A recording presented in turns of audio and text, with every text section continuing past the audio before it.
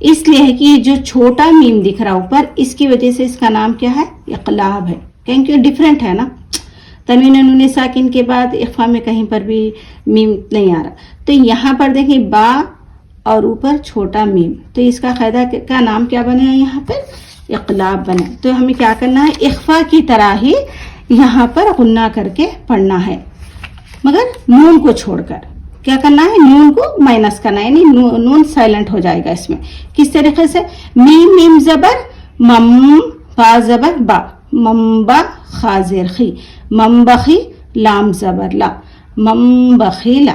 کس طرح پڑھیں گے ہم اس کو غننے کے ساتھ پڑھیں گے. ٹھیک ہے. اب یہاں پر نون ساکن کی بات ہو گئی. اب یہاں پر دیکھیں تنوین ہے تو ہمیں کیا اس کو چھوڑ کر پڑھنا ہے نہیں صرف نون کو چھوڑ کر پڑھنا ہے. جہاں بھی اگر نون آ رہا تو ہمیں نون کو چھوڑنا ہے اگر تنوین آ رہا تو چھوڑنے کی ضرورت نہیں ملا کر پڑھنا ہے. جیسا کہ لنصف کیا کرنا ہے ہمیں عین میم دو زبر اس طریقے سے پڑھنا ہے لنصف بالناصیہ. ٹھیک ہے نا سمجھ گئے ہوں گے آپ لوگ.